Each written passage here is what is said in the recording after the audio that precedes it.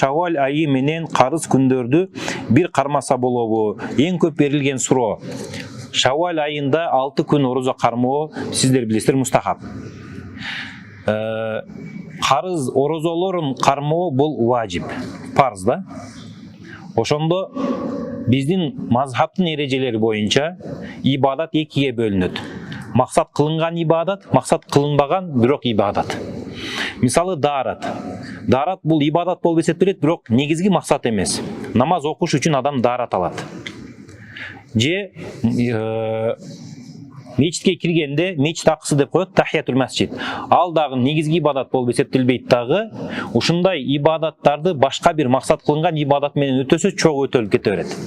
Мисалы мечит акысын келип окуйын десеңиз, каза намазыңыз бар экен, 2 рекет багынат намазы каза болгон экен, ошол 2 рекет багынат намазын ниет кылып туруп, парызын окусаңыз казасын, мечит акысын өтө берет. Бирок орозо маселесинде Шаввал айында ушул талаш.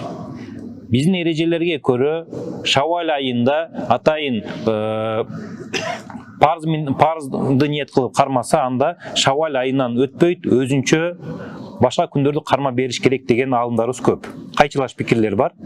Бирок биз иншалла ошол карызыңызды тутуңуз биринчи, ошол карызды туткандан кийин эгер жетишпей калсаңыз деле Шаввал айынан эсептелет деген үмүттөбүз.